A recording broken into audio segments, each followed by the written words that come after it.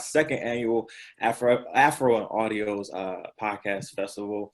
This is the Pod 101-ish session. I am your moderator. I am Tyronza Devontae Hicks. I am a podcast founder, network founder, and producer, host of 3 podcasts: The Opinionated Brother, The Devontae's World, and the R&B and Chill podcast. So before we actually get into the session, I will let our amazing panelists and speakers introduce themselves. So, Ann, did you want to go first?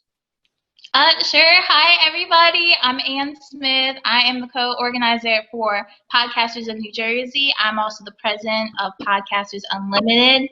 And we have our lovely co-organizer Denise as well here. Okay. How you guys doing? My name is Denise Duran. I am founder of Podcasters of New Jersey, founder and CEO of Podcasters Unlimited. We have a podcast called Pod Cypher, which is podcast cipher for different podcasters to share their opinions and ideas and just their overall knowledge on their, just a topic that's not related to their podcast. We also have Podcasters Unlimited, which is an extension of our meetup, and we interview industry professionals, myself and Ann, on the podcast. So I'm excited to speak to you guys. Wonderful. And last but not least, Wise. Hello, everyone. Happy Sunday. My name is Wise Grisette, the founder of the Indie Creative Network, also known as ICN DJ. It's a podcast platform for Black and Brown creatives around the world. I'm also, most importantly, a podcast producer, father, and teacher. Hey, happy out here. Man, I'm so excited to have these 3 amazing people with us. So just to give you a little background, got a dog? That's me, my dog being rude. Let's put this on mute for a second. The dog wants to be a part of the session as well. But just to give you a little background of Pod 101-ish. So I started this as a webinar series. This was a brief webinar series during the actual pandemic, just to give people a sense of what there needs to be or how podcasting should be, or trying to get whatever platforms that people need to have when we're talking about starting platforms, when we're talking about the cost and everything like that. So when I wanted to bring Pod 101-ish to Afros and Audios in a sense where I wanted this to be an open learning session. This is a facilitated open learning session where we're going to ask real-time questions. So make sure you're putting the questions in the chat, in the Hoover chat. Don't ask them in the Zoom chat. Just make sure you're putting them in the Hoover chat. And our speakers are going to talk about 3 main points today when we're talking about when we're going into podcasting. So we're going to talk about podcast sustainability, community engagement, and podcast growth. So Wise, did you want to take it from the sustainability part? Yes, sir. Yes, sir. All right. So podcast sustainability.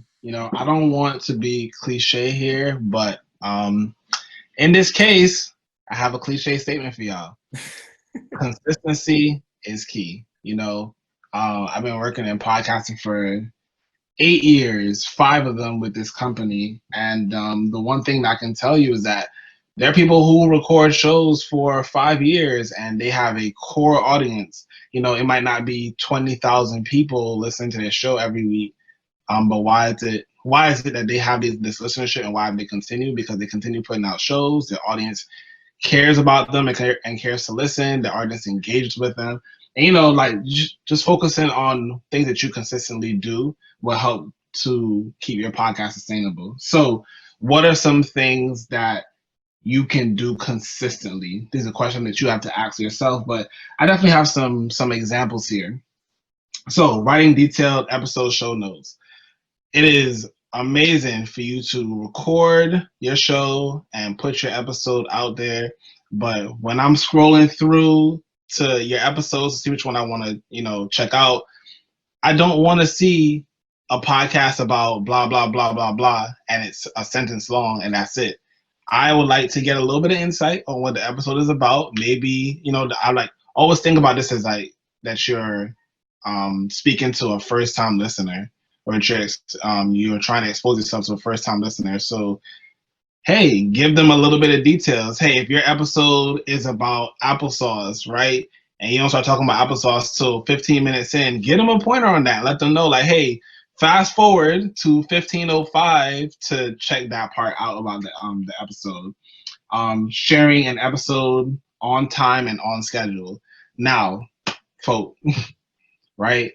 If you know that people are looking for your show on Mondays at 6, it makes a lot of sense to have your show out on Monday at 6, because each Monday after that, people again will be expecting your show. If your episode is not out at 6, if it's out at 7, if it's out at 9, like, again, it's about the time frames of when people are listening to things or expecting things. So again, just being consistent on that. And again, like, finally, one of the major things, obviously, we work in a audio-based space, so providing quality audio experience and a quality audio experience. What does that mean? That means if you're recording your show, please don't be trying to chew food at the same time. We can hear all that in the mic. Your dog, my dog, that interrupts every 2 seconds, put that dog to sleep. Get that dog a little nap or a treat or something like that, so that they are preoccupied for that time period. And some of those things, since you've all been working from home, some of those things are really hard to do. So a great tip: you can either work at night or just like find a space, in the sense that will work for you. So podcast sustainability, these are definitely some ways that you want to move forward with that. Did y'all have any pointers that y'all wanted to add to it, Denise and Ty?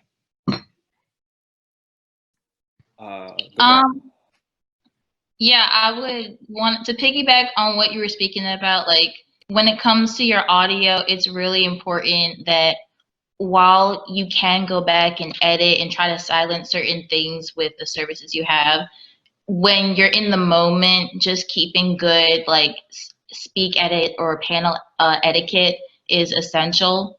That way you don't have to do as much editing later on. And also sometimes it's hard because there are instances when that noise that keeps interrupting your speaker can also overshadow the gems that they're trying to drop. I know we had something similar on our show. The swill of someone's water bottle as they were opening it kept interfering with certain points people were trying to make. So definitely speaking etiquette and Zoom etiquette is important, whether you're doing it virtually or in person.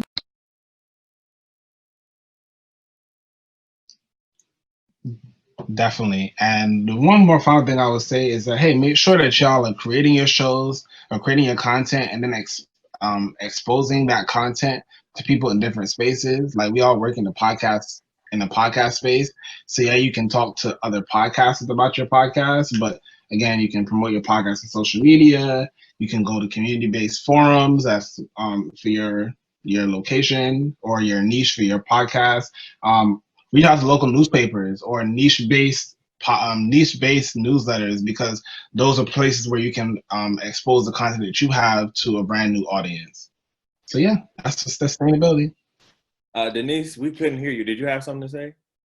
No, I just wanted to make sure that you guys can hear me well, because technology is so robust and wonderful these days. So we always have to make sure that we're good. No, I wanted to add to something that Ann said. So, just to piggyback off of your experience with guests and audio, we did have someone who was twirling a bottle cap and opening up, a drink while we were interviewing them. So a thing that is a tip that we've done, we give people housekeeping rules. Housekeeping rules is when we invite our guests, we let them know what do they need to be on. They need headphones, they need their mic. Some people are not aware. Some guests are not podcasters like the ones that we deal with. They might be an industry professional. So we say, hey, listen, log in before this time, do this at this time. And not that we want to tell people what to do, but we want to secure that they understand what our house, which is our podcast, and what we're bringing in and what rules we need to abide by, so sound and editing does not become difficult for myself and the rest of the team who works on the podcast. So I just wanted to piggyback on that. Absolutely. I think you hit it right on the money, Denise, when it comes to house rules. House rules are a big thing when it comes to sustainability. And I think Wise hit it on the nose when it comes to making sure that the noise cancellation, you and Ann, when it comes to the noise cancellation in the room space and that quiet space that you're in, you want to make it as intimate as possible. The comfortability of your guest, when you have guests on your show, you want to make sure they're as comfortable as possible, and the space that you're putting them in is intimate as possible. Whether that's a first guest or whether that's a long-term guests, right? So I think that was great. Why did you want to go on the growth, or did you? Yeah, we could definitely go on the growth. Yeah. So podcast growth. Now, this is a podcast growth is not a one size fits all term, right? Your intention for your show that you're creating is what defines the growth. So for you, that could be, hey, I want to have 1,000 subscribers by December 31st. Okay. It could be, oh, I want to have 400 listens on each episode, or I want to have, 500 new subscribers on, whichever social media platform that you're using, right? So these metrics, these are called metrics, things that you focus on to say, okay, well, hey, like I'm reaching my finish line. It's hard to set goals when you don't know when you've actually reached it. You're just running basically, So the other aspect, in my opinion, to podcast growth is the tactics that you're actually using to implement those goals, to actually get to those spaces. So again, in regards to your subscriber goals, encourage listeners to subscribe to your podcast, and not doing it at the end of the show, but letting them know when the show starts. Hey, subscribe, y'all. Subscribe to my podcast wherever you're listening to this podcast. It gives me an opportunity to know who's listening. It gives y'all an opportunity to know when the episode is going to come out. Some podcast platforms provide notifications. So, encourage them, and, not just encouraging them throughout the show, but also encouraging them on social media platforms, because again, like, you have to reach your audience where they're at, and podcast has that it's the one thing that limits podcasting, that it's really one directional. Like, you're speaking out and you necessarily not getting that immediate feedback. So using these additional tools helps that. In regards to listeners, creating graphics, creating audiograms, and sharing them on social platforms. Hey, like, your audience, again, has to know that you're putting out an episode. You have to pull them in with something. The one thing, like, I have, you think about TV, in between your favorite show, you seeing commercials for this, you seeing commercials for that. They have an upcoming episode coming out, whatever, for some completely different show. But it gives you a little bit of insight to reel you in, to just give it an opportunity, give it a chance, because sometimes that's all you really need. And then finally, on regarding social media, hey, recommend to your listeners to connect with your show on the socials that you're active on. You don't want to send them to a Facebook page that you posted for the first time in 2019 and didn't say nothing else afterwards. Hit them if you on Instagram, hit them on Instagram. Make sure that they know to reach you on that side, because your podcast might come out once a week, or once every other week, or once a month, but you are probably posting on Instagram or on Twitter or whatnot once a day, twice a day, something like that. So that gives them an opportunity to learn more about you, but also gives them an opportunity to actually communicate with you, again, in a different platform. Listen, those audiograms, those Right.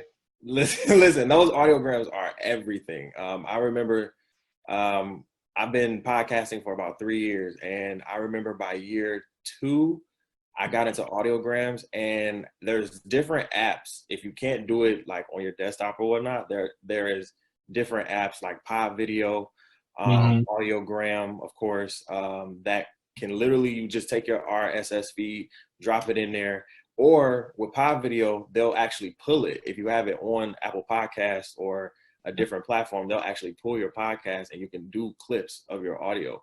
And then instead of actually having the picture of your logo or whatnot, you can actually put, whatever you're talking about in the audiogram. So those actually work, like, really are enhanceable to the marketing of your podcast. It's essential. I think I've heard that, I think this whole weekend. Yeah, correct. When it comes to that. So yeah. For real. I mean, shout out to Shirley Joseph. She said Headliner. Headliner is what I use. I literally just got on Headliner a couple of months ago. I have been actually creating mine from scratch using Adobe After Effects, and I got tired of that, because you're literally you're doing the whole process manually. Whereas, like I said, Headliner, literally you punch in the RSS feed, set the frequency of it to post, and boom, like you on your way. Like you're really on your way. Denise, Ann, did you have anything? Well, I wanted to speak on what everybody's talking about Headliner. I got on Headliner as well a few months ago, and we've done the audiogram. And I just posted to what Shirley mentioned is that Headliner has a new feature where they're pulling, like you were saying, they're pulling all your audio from your podcast, and you can create a series of audiograms and plan it for you, and they can release them for you. So that way it's less work, it's less maintenance. And as far as social media, and why I said being active and using active social media accounts that you have, you also can use Hootsuite or different types of social media apps that can line up and plan your social media posts for you. It can save you time. The posts are still authentic. They're still of your brand and what you want to say, but they're planned ahead and they're scheduled to be released at a certain time. A lot of times we talk about batch content. We can batch our social media posts as well using these apps that I know that the one that I've used is Hootsuite, and there's a premium paid one, there's free ones, but Hootsuite is the main one that a lot of people use. So just check that out as well. So that way you don't feel burdened to have to constantly be on social media and constantly, create a schedule for your social media posts and know what days you're able to plan those out in these apps. So that's what I wanted to add. Got you. Thank you. Anna, were you good? Oh, yeah. Well, I'm just going to completely agree also with what Denise is saying, because it makes it a lot easier for you, especially when you have all these other episodes that you're trying to do and you're trying to produce content. And it makes it easier even for your social media team, especially if they're managing different types of platforms for you. It's better for you to schedule everything out instead of just having them manually, time and post different things at specific times. So definitely, I would try that. Can I ask a quick question to all three of you? What has worked better for you when it comes to marketing your podcast? What is the best strategy? What has been the best strategy for you over the years when producing and marketing your podcast? When we're talking about podcast growth and everything. Honestly, I would definitely say I'm gonna say audiograms. So again, like we're talking like 5 years ago now, right? 5 years ago, people were on Instagram. People did not know about podcasts. People would see a podcast graphic. People used to literally just post just the episode artwork if they had, and would post that and write a description down below. And I looked at it, I just said, like, there has to be a better way for this, because people are they're just going to scroll past it, like how do we engage people in a different way? And audiograms was the first concept that people came up with. And the implementation of it necessarily wasn't great when it started out, but, like from then to now, where it literally could, you type in a couple things, spend 5 minutes setting up something and you have something posting in perpetuity. Like that's definitely been it for me. Cool.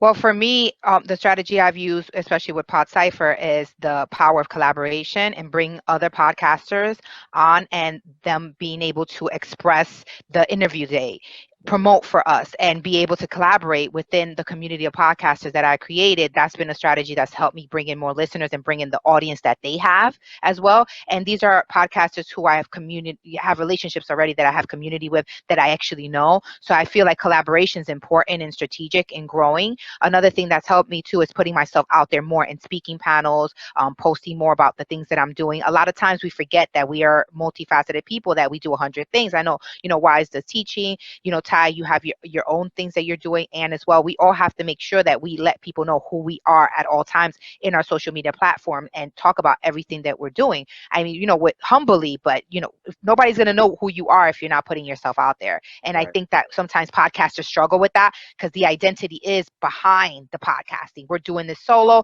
sometimes with teams, but everyone is always behind the scene, and it's not as visual as you do with influencers or YouTube. So we forget that we have to brand ourselves ourselves and collaborate more and put ourselves out there. And I think the strategy for me has been collaborating and putting myself out there more as my brand, as Podcasters Unlimited, the network that we just launched, and Podcasters New Jersey, an organization, and bringing people together. That's work for what we're doing. Woo. Needed that. Yes. She said a word. Did you say a word, Joe? She said a word. I'm just saying, because sometimes we suffer from imposter syndrome and stuff like that. I mean, look at all the great things that you've done, Ty, Talib, Wise, and sometimes we feel like it's not enough, and we're not measuring up to realistic other mediums that have had more metrics, that have had more marketing, that have had more money, and we're all bootstrapped, investing in ourselves. So I think that putting ourselves out there and just bringing it out to the universe, that's a big strategy. I see a lot of people that are successful talk about it, and they're being about it. So you're right. Go right. Go. Facts. All right. So getting into actually, you guys, Podcast Unlimited. Did you guys want to get into community engagement, you and Ann? Yeah, absolutely. So to give you a little bit background of what happens with what we've done and the things that we've been through. So previously I was on a internet radio station, and I did operations, and I was in the back end. And during that time, Ann was a producer, and she was working with me. A lot of different things happened at that time, and I felt burnt out. A lot of the sessions, a lot of these great speakers have talked about feeling burnt out and losing your passion. So at that time, I wanted to build a community. I'm a person that I like to meet people. I like to engage and connect people. That's one of my strengths naturally.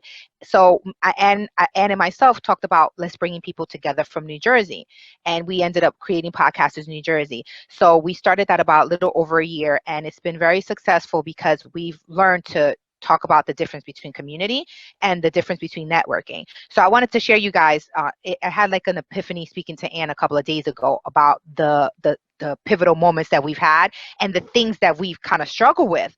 Because, we all are in the same field, and we all are doing great things, right? A lot of times we measure ourselves against what other people are doing, but we have to make sure that our journey is what we make of it.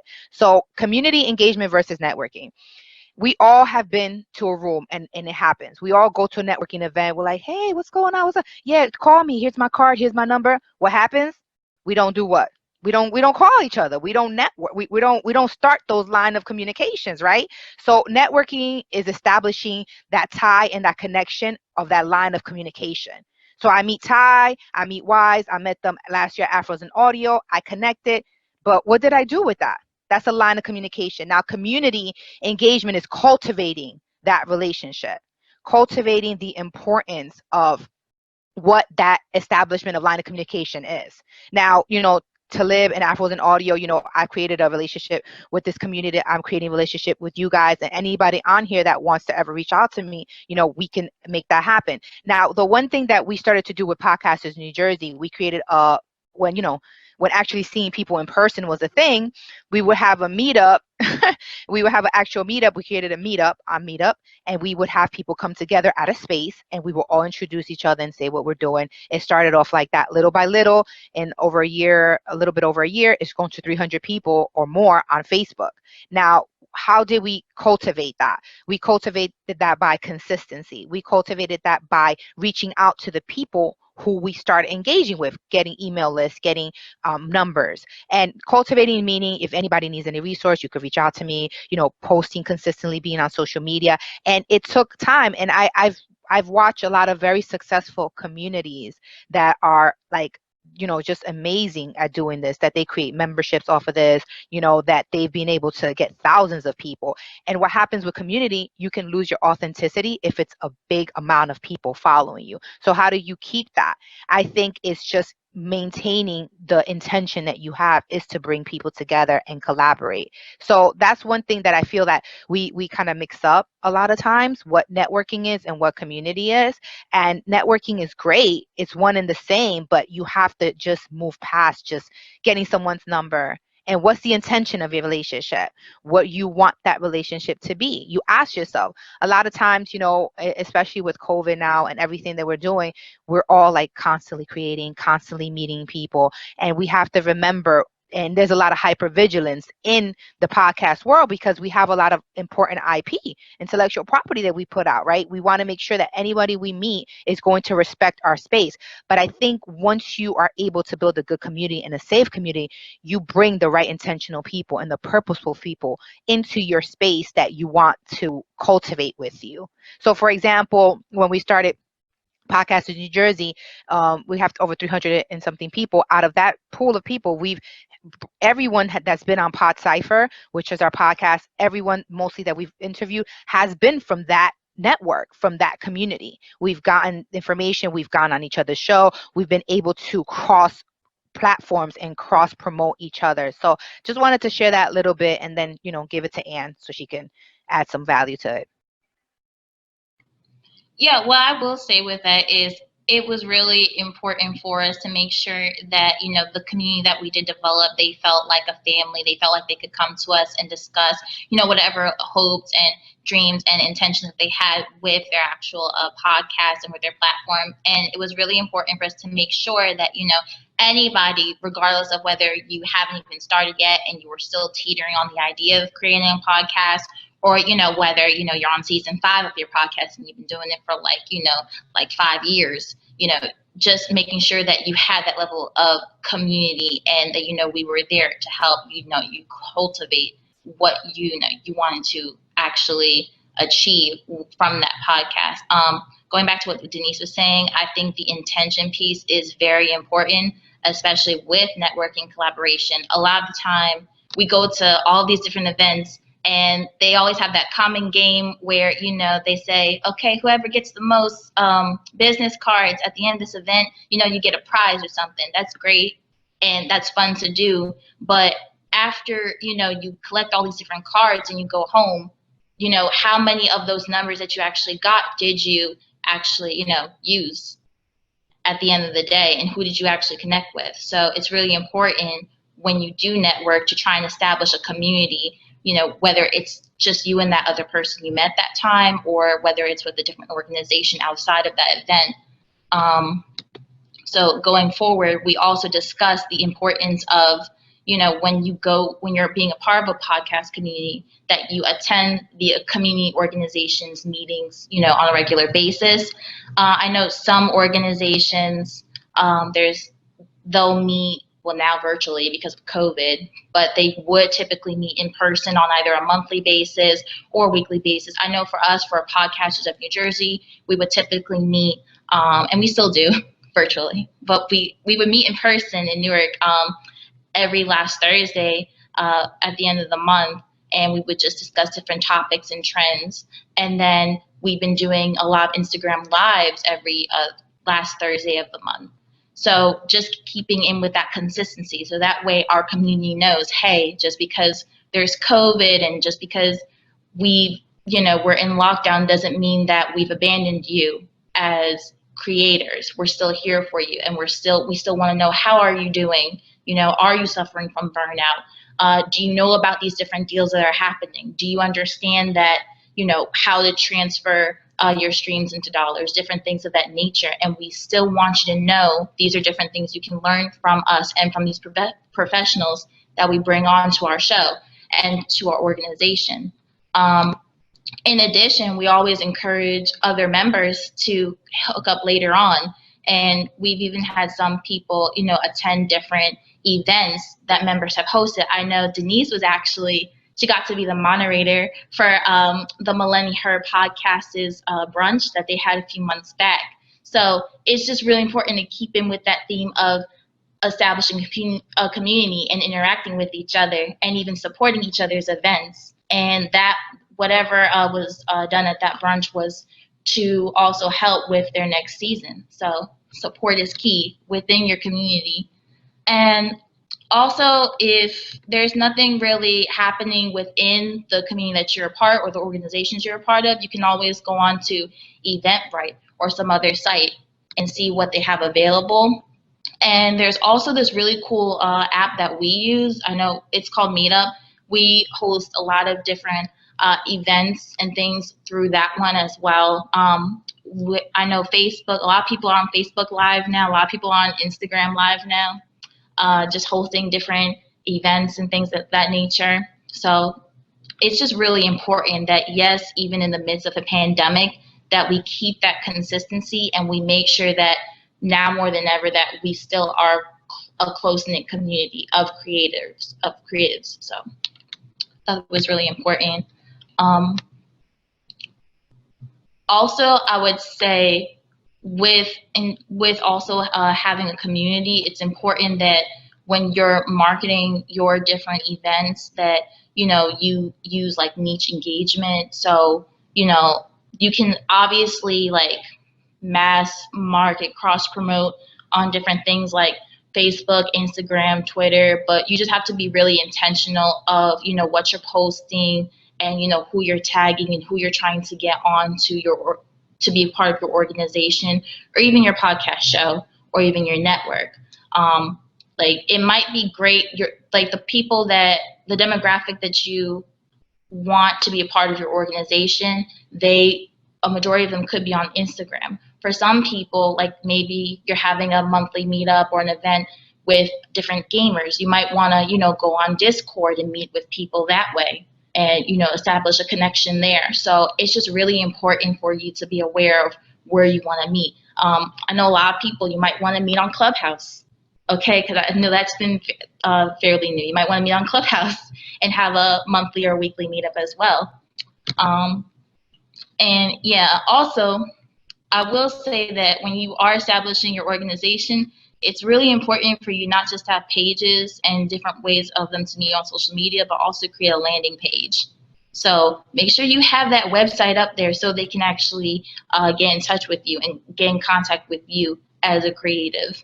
And that way they get updates. And also that just helps with the engagement, you know, allowing yourself to post different like blog sites on that meetup about what you discussed, post different trends and things of that nature, just to keep the engagement going and the conversation happening even after the meetup's done. That's really important.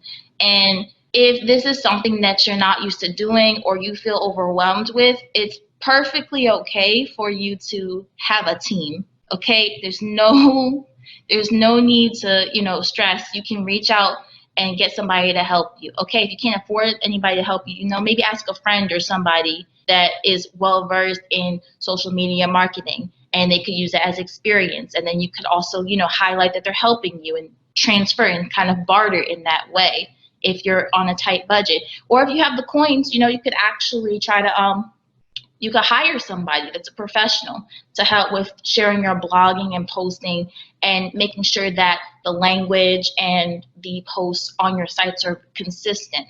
So I just thought that was really important to, you know, just bring up.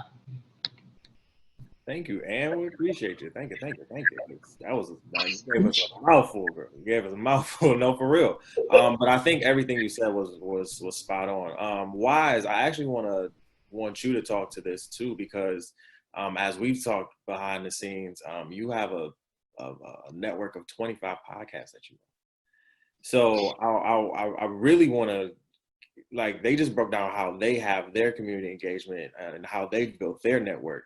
I really want you to speak to that, because as somebody who is building a network over here, you know, just starting off as a baby, you know what I'm saying, in a sense, you have a major network that you run and facilitate. So how have you sustained that engagement of community within your network? Listen, I've tried multiple different ways to put people in front of each other, because the concept for our network is that, just like what Ann was saying, we want people to have conversations so that they can essentially build teams. You know, like right now, we're all podcasters, but we're podcasters, we're teachers, we're engineers, we're scientists, we're all these other things at the same time. And that knowledge from each individual industry all brings it together. So what we've done, we put people on WhatsApp.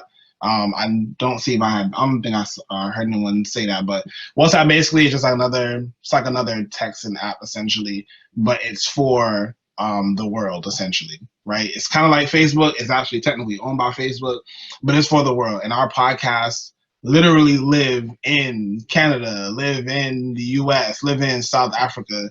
They live all over the place. So that's how we've like encouraged communication. We created an editorial calendar internally. Whereas like each month we would have specific things that will be the theme of that month, and you could make a show, an episode, a mini-sode about that, so that we can have conversations. And I heard that Anne mentioned Clubhouse as well too. That's how we're gonna be really diving into that as well too, like setting specific themes and having people, not just podcasters in our network, because although and it's something I will say that I experienced myself, you have a network, but you also still need to network and still need to engage community as well too. So always making sure that like you're not just speaking internally, but you're speaking internally and externally, because you do have that responsibility. Heard you, man. Thank you. So since we got about 15, 17 minutes left, we're gonna just dive into the questions that we have in the Q&A, unless anybody else wanted to speak on something. I wanted to add something real quick. Absolutely. I wanted to just hone in on what Wise was talking about as far as him communing his community of podcasters, because it's very important that we tell people to do community. And someone asked a question, which I think is important, as far as that they stated they've been podcasting for 6 months, the passion is still there, and the numbers are growing. What should you think about next? I think as a podcaster, we need to think about next. Are you overwhelmed? Do you have a team? Who can you bring along to help you extend yourself? And then think about your brand community. Wise talked about using monthly themes to kind of cultivate that community. What we try to do at Podcasters New Jersey is always reach out to our mailing list and people like, hey, we're going to be on live, we're doing this, we're doing that, we're going to be at Afros and Audio, check us out. And if they come, they come. At least there is consistency with us reaching out. Another thing that I feel like is super helpful is knowing when to start that. When are you able to start the community? When do you think it's appropriate? That's up to you. It's up to you if you are going to be in your way or not in your way. A lot of times we don't ask for help and we don't ask for assistance. And I think the culture that we're in, our culture, a lot of us are Caribbean, a lot of us are Black in diaspora. Our culture doesn't allow us sometimes to ask for help. In different facets. I think also the podcasting culture, we feel like podcaster, we're one, but it's not necessarily true. And I think if we kind of get out of that molding, we're able to understand that we're not doing this alone. A lot of people are in the same boat, especially now with COVID. So I just wanted to add, those are great points that Wise mentioned, that monthly theme. And one thing that we did in our podcast to keep engagement was we had a trending question that we asked each time. So we had one particular question and we talked about George Floyd, and we asked every single podcaster that came onto Pod Cypher what were their emotions, what were their feelings toward what was happening with George Floyd at the moment. We've asked that throughout the 8 episodes that we've recorded, and a lot of people were tuning in to listen to each and every podcaster that they already followed, that were business podcasters, social justice podcasters, creatives, to hear their perspective on what they felt about something currently and socially impactful, no matter what niche of podcast they were, coming from. So, doing something like that too, to keep engagement and keep people coming to hear what everybody has to say. So Absolutely. That's it. Perfect. I appreciate you for answering that question. Wise, since we are in the question and answer portion now, did y'all want to get into that, since Denise answered that first question? Yeah, to add to that. Just reading the question here, I started with a plan but no vision. 6 months in, there, numbers are growing. What should I think about now? Going back to podcast sustainability, what's most important to you? Mm-hmm. Do you want more listen? Like, getting the numbers are growing. Cool. Is that more important to you, to have a lot of numbers? Do you want to go out into the community and let those people know? Because those are online numbers, right? Is it important to you to have impact in real life? So just thinking through what's important to you. I'm glad that you still have the passion, because a lot of people, they experience burnout. Like Denise has said, like you don't want to get to that point. So figure out where your goal is. Otherwise, that's something that could start a domino effect of like, oh, well, I'm doing this, I'm not sure exactly why I'm doing this, but I'm doing this, and now I'm starting to get tired because I don't know what I'm looking for out of this.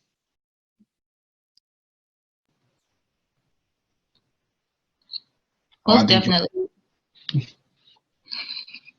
Go ahead, Ann. I'm sorry. Yeah, I would just say, like, to piggyback on what Wise is saying, it's really important for you to figure out, what is, even if you didn't come in with a plan initially, it's really great when you figure out what that plan is or what that vision is you have for that podcast. Because especially like, even you're in it 6 months, but then, from a year from now or 2 years from now, you're going to still wonder, you may experience that burnout, and you're going to wonder why you're still doing it, and you're going to have those points when you experience that burnout. So it's just really important to always keep in mind what that why is. So I would just think about, what was your initial reason, what sparked, even if you didn't know what it was, what did you see, what sparked your interest to even do this in the first place? And then I would ask yourself, why are you still continuing it? Because that motive could have changed. And then I would also say, go into your analytics and see who is actually listening to your podcast. It's important to see your numbers, but then also, who is it? Because is it 62-year-old white males that are really gravitating toward your podcast? Are they 32 single Black mothers that are looking into your podcast? And then that can also help you figure out what content and what direction you want to go into, and how you want to speak to the people that you're trying to address. So. Great answers, guys. I appreciate y'all. I'm not gonna answer that one because y'all said everything that needed to be said, for real. So the second question is: are there consequences for changing your publication schedule as a beginner, like switching from a weekly podcast to like bi-weekly podcast?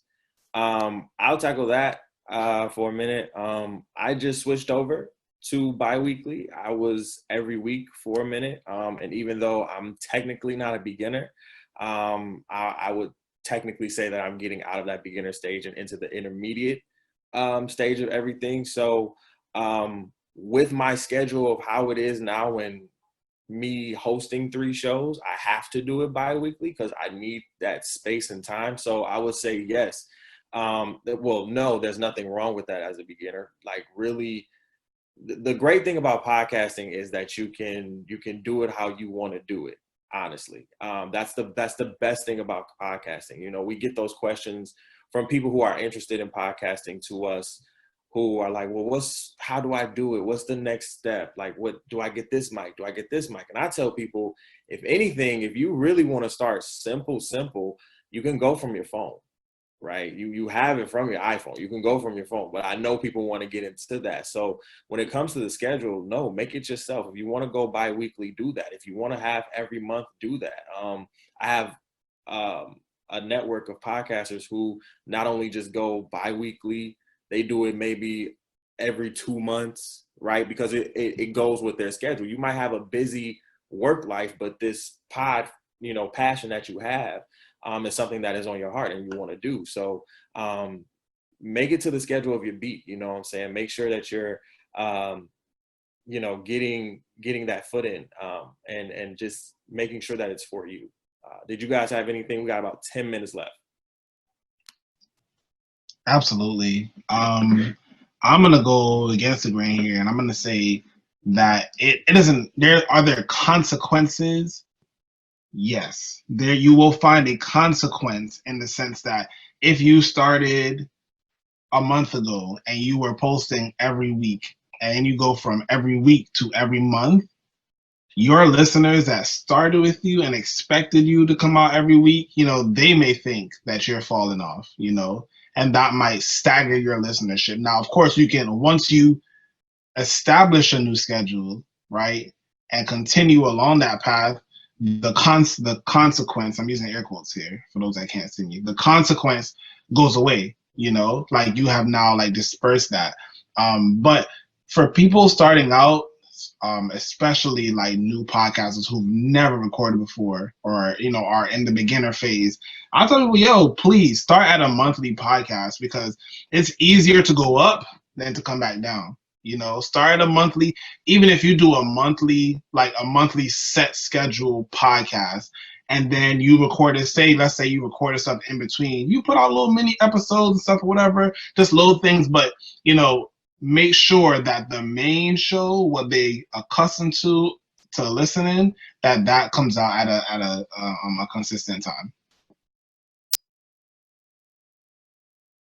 Yeah, I think to piggyback on what you're saying, Wise, definitely consistency is very important, especially when you're first starting out and when you're trying to get your numbers to grow. I know for us, when me and Denise were with the Love Zone USA, we had this show called the Girlfriend Network that we were producing, and they took, like a hiatus for the summer or whatever, because on a weekly basis, we kept putting out different content and having different guests. So people were expecting that.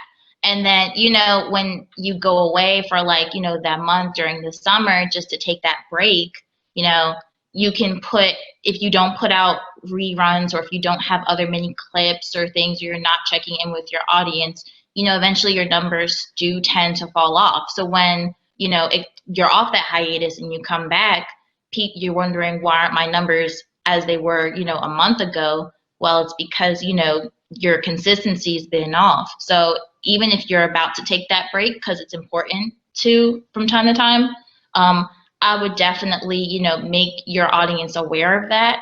If there is going to be a change in the consistency or in the flow of your schedule, to maybe go on live real quick, or maybe post a clip on your actual podcast and let them know, hey, there's going to be a few changes because, school or whatever, or family thing. That way they're not blindsided, because people look forward to even that month podcast. So. I agree. I was going to use that same example of, at least bringing in clips or doing small clips and everything, just to keep your audience engaged. One thing that we did a season. We did an amount of episodes. We had a season end party.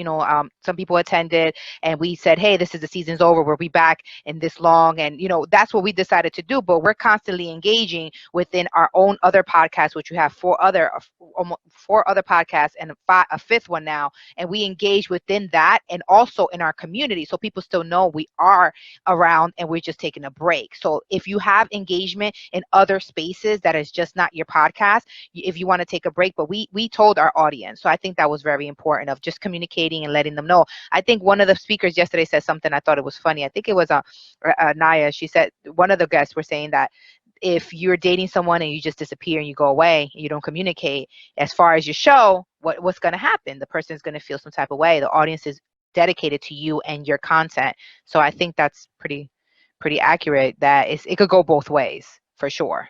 Absolutely. I think you and Ann hit it right on the nose. Make sure that you're always communicating if you do take that break. Absolutely. Erica, do we have time for one more question? One more? Yeah? Okay. All right, cool. So we have time for one more question. I seen one that came in here. It is, what are your suggested platforms to record and distribute your pod from? And also, what platform do you think has the best analytics? So any of you can start, guys. Well, when we did, so I'll start. When we did Pod Cypher and we did Podcasters Unlimited, we went with Anchor just because it was very easy for us to start. We didn't have to do much analytics, but our other two podcasts, one is using Podbean, which they like, and one of the favorite ones, that our other show, which is called Dissecting Your Perspective, they're on Libsyn.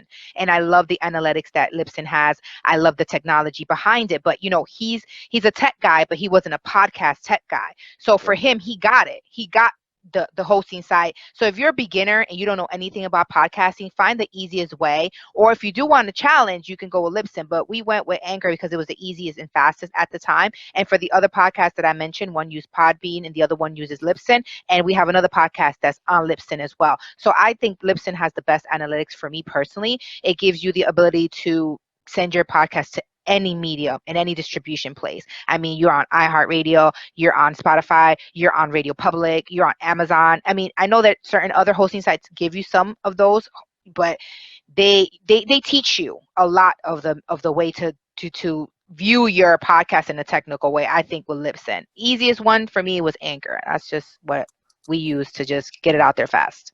So those are the ones they use on the network. Gotcha. Particularly, I use Pinecast to run our podcast network. Pinecast analytics are pretty good. You do get you get a nice deep dive into who listened to your show. I mean, the bare basics. We haven't gone into analytics as much, but they give you the bare basics and beyond regarding analytics. In terms of to record and distribute, I know people use Anchor for its basically the freeness. It's free to record, it's free to distribute, and there's value in that. I just think that, for a beginner, like, just do a lot of research. I'm not gonna send anyone to any particular place.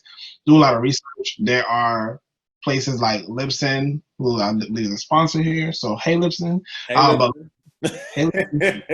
Yeah, like Libsyn, I know they provide a lot of value. But if you literally are just trying to record your show and just have a bare level of understanding, you could definitely go with Anchor. You could go with SoundCloud just to get your stuff out there. But as you grow, you definitely want to look at some of the more professional, like podcast-specific distribution platforms. I'm gonna say that again: podcast-specific distribution platforms. Like, yeah, it's cool to post your podcast on SoundCloud, but they are not a podcast distribution platform. Like, that's not their thing. So, heard you. All right. Well, that was our session. We appreciate it. If you have more questions, please just message us or anything. We'll have can we put our links in the chat or add them to the chat or anything? Yeah, we'll be in the chat. So we appreciate you guys for coming to the session. I thank Ann, Wise, and Denise so much. You guys are amazing. Thank you, Afros and Audios, again. Thank you, Erica. You're the best. You know what I'm saying? I just wanted to shout you out in the back end. Thank you so much. And I appreciate you guys. Have a lovely, lovely day. Thank you, guys. Peace. Thank you, Ty. Thank you so much, Dan. Thank you, Ty, and Wise, and Talib. Bye-bye. Thank you, guys. Thank you. So good. Thank you. Oh, can we do Ussie real quick? Yeah. Oh, yeah. Yeah, we got to do Ussie. I thought that's what. Yeah, we gotta do let's Ussie. get it. Do Ussie. Anybody interested in joining? If anybody interested in Ussie, we about to flip the cameras around. I see people. Okay. Hey. Are we gonna count down? Yes, we're gonna do a count. Yeah, we gotta count. Count. Listen, everybody leaving. Before we lose anyone else. So, anybody ready to join? 1, 2, 3. Oh, awesome. I captured a couple. Thank you guys so much. Have a great evening. Thank you. Bye, guys. Thank you. This was great. It was fun. Take care, y'all.